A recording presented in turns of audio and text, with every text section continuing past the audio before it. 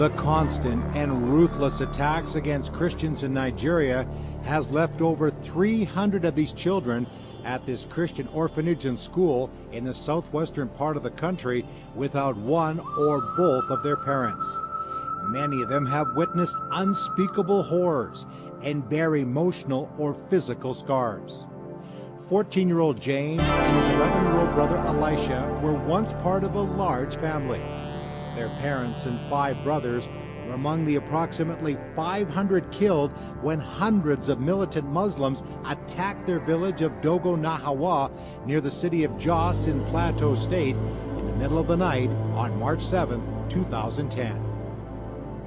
It was about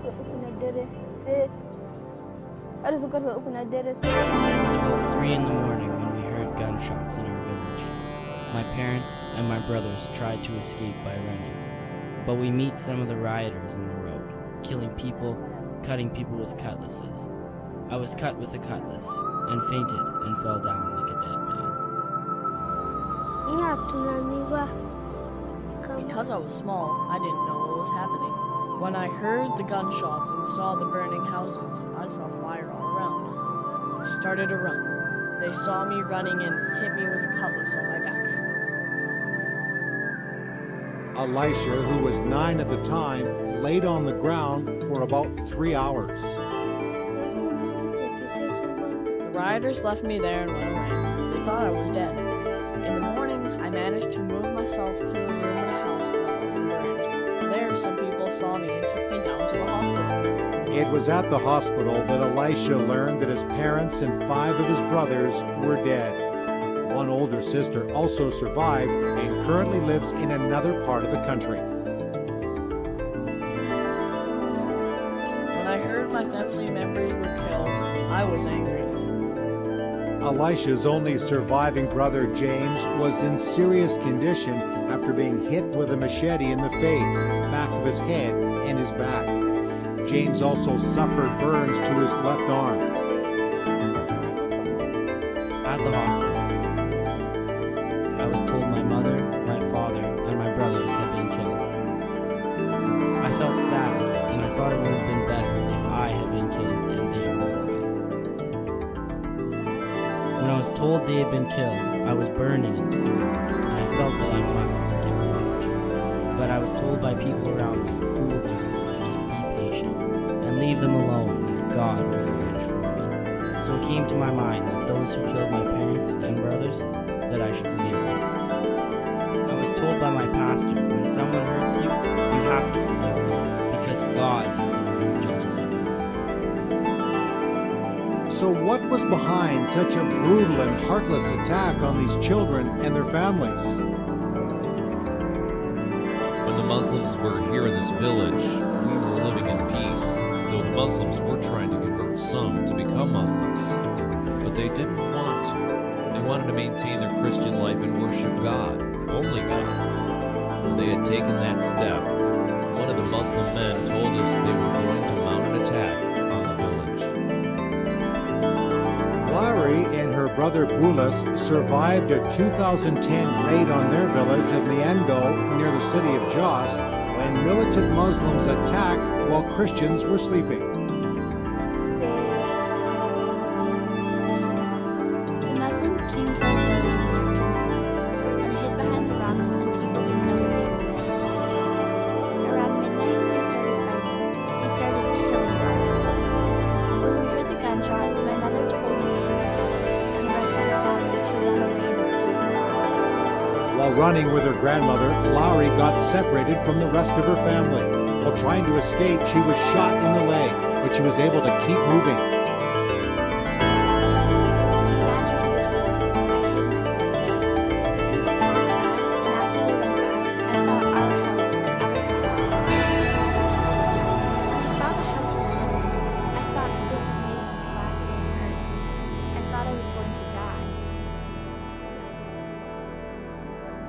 I was praying that God should forgive my sins.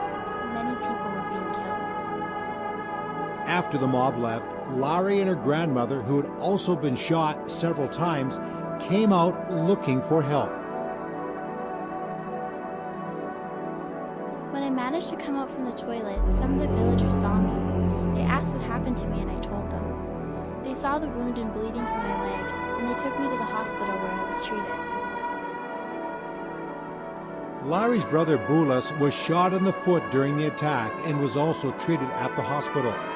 Well, no one in her family died that night. 6 people in the village were killed.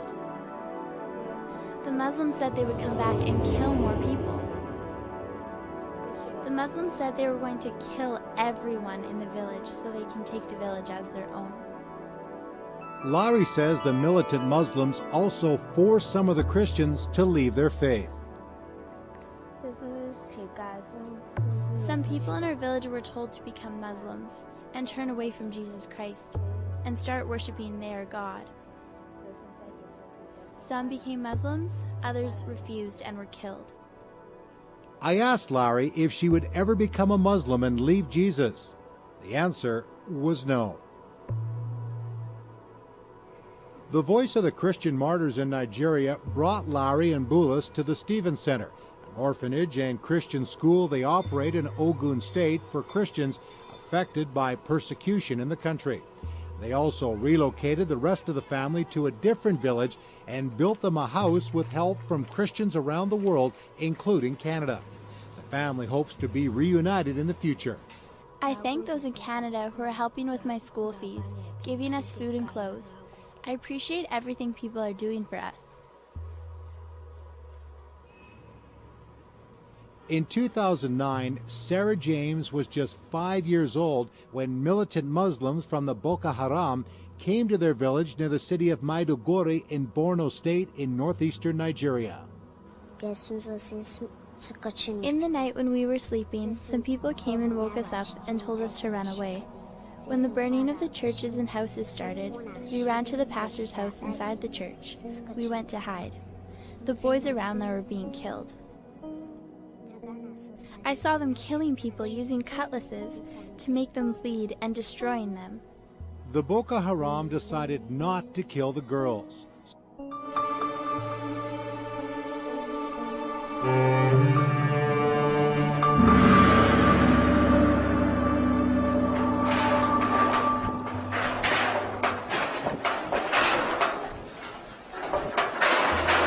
It's about 9:35 in the morning here local time.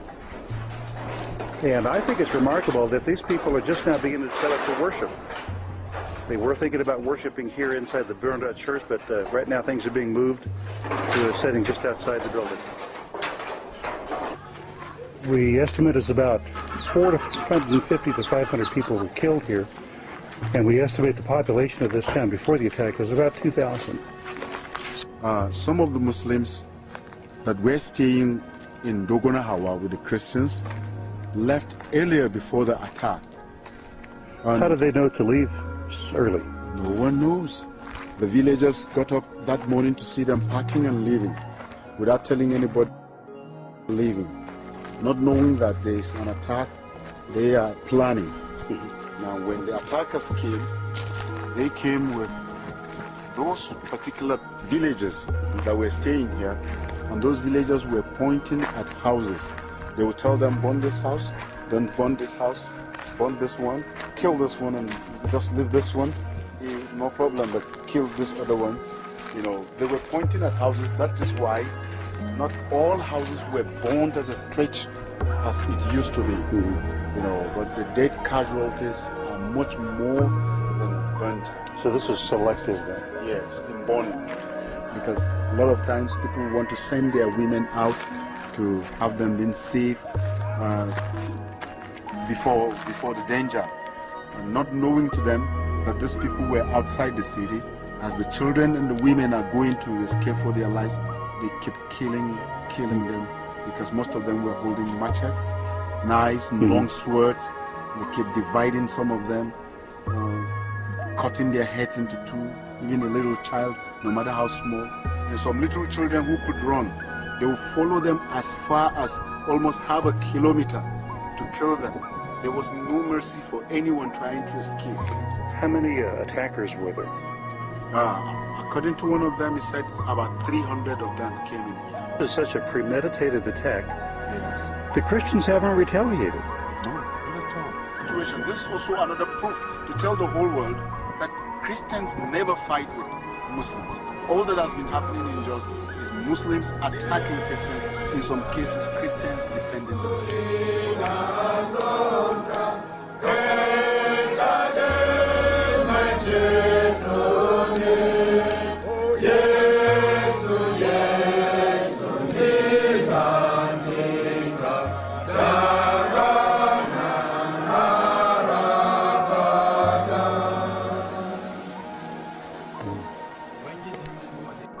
This is Samuel singing. What's the title of your song?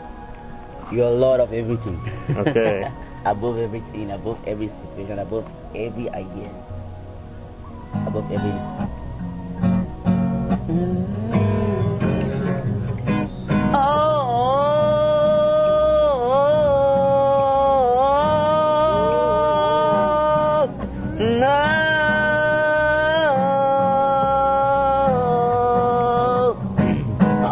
You are Lord of all creation.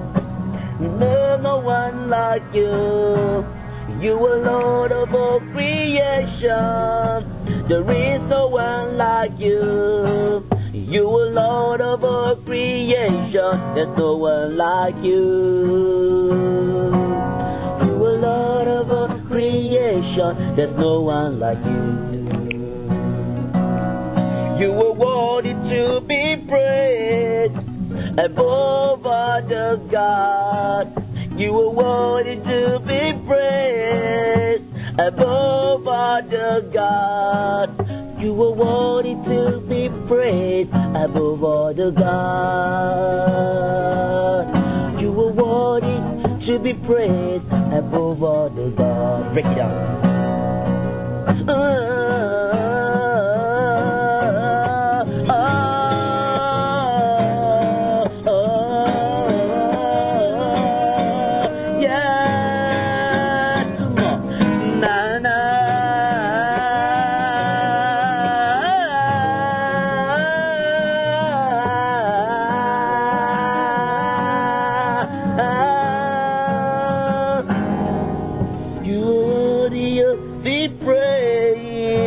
Above other gods, at the mention of your name, every knee shall bow.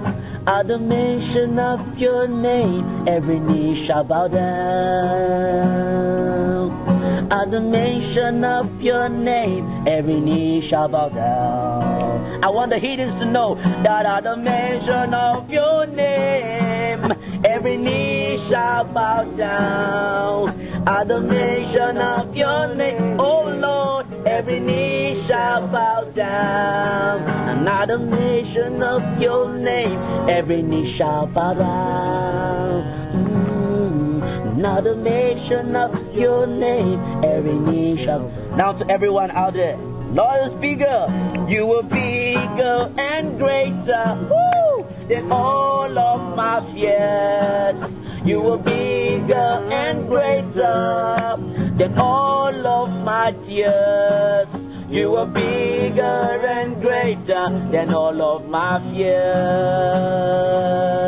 You are bigger and greater than all of my tears. Oh Lord, I know you are bigger and greater than all of my past.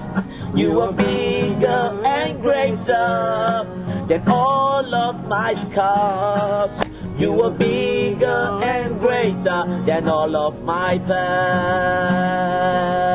You are bigger and greater than all of my pain. For every shame, you are bigger and greater than all of my shame. You are bigger and greater than all of my fame. You are bigger and greater than all of my shame.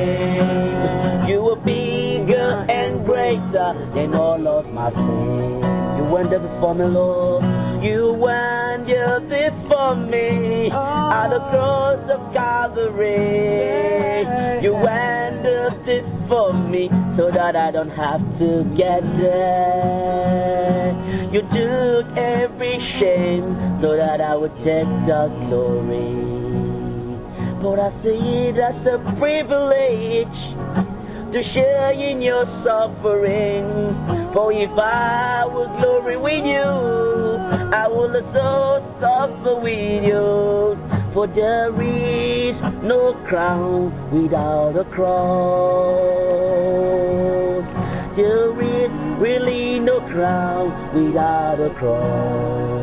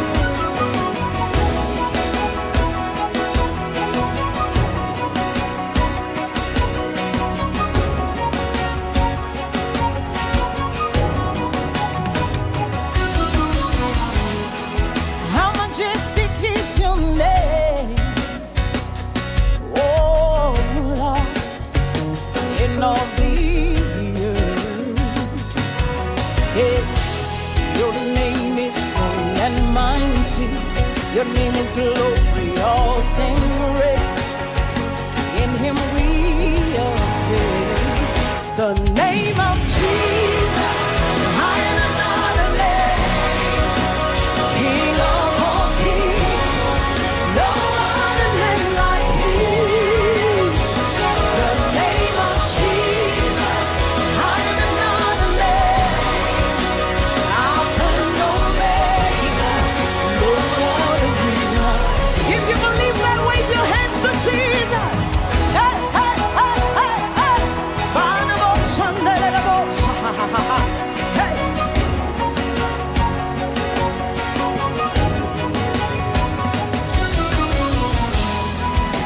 Your name like sweet perfume, poured upon my soul. Yeah. In your name we overcome. In his name there's victory. His name is powerful. The name of Jesus, higher than other names. King of all kings, no other name like his. The name of Jesus, Alpha and Omega, no other name. Lift your hands and the name of Jesus. King of all kings, no other name. The name of Jesus. Alpha and Omega. Alpha and Omega. Come on. Hey, hey, come on. Hey. Every other country are better than dead. Jesus died and rose again. Lift your hands, let's listen. We lift him higher. In your name, every knee shall bow. In your name, then I say, oh, we call upon the name. Call his name. Jesus. Call that name. Jesus. Call that name. Jesus. Whoa. Lift up your voice. Call that name. Jesus. Mighty God. Jesus. My Lord. Jesus. Whoa.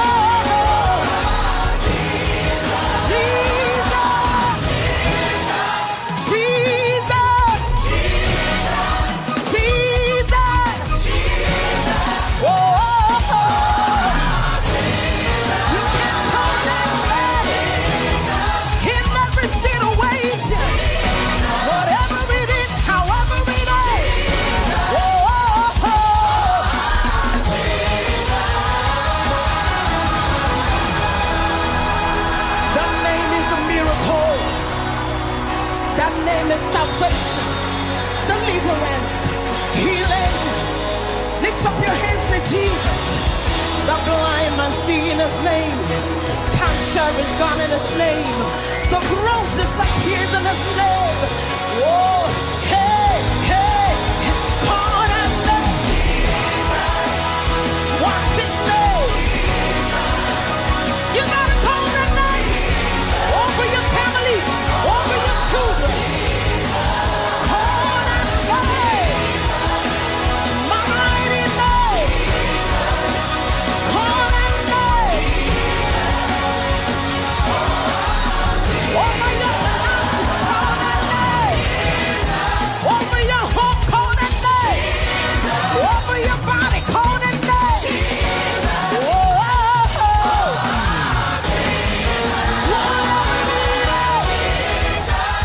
Whatever situation. Hey, yeah, yeah. Oh, Jesus.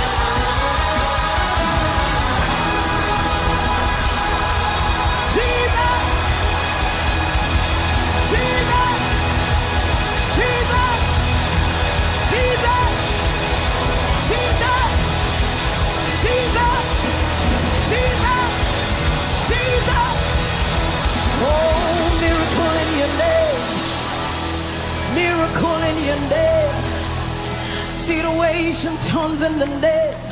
Lift up your hands and bless the name of the Lord. All things are possible in the name. All things are possible in the name. Oh, the name has been given unto us. Over our families, over our jobs, over our homes. Lift up your hands and say, Jesus, the name above all names, above any financial situation, above any health situation. Say, Lord, that name Jesus. Oh, Jesus, Jesus, Jesus, Jesus. Jesus over my family. Jesus over deliverance. Jesus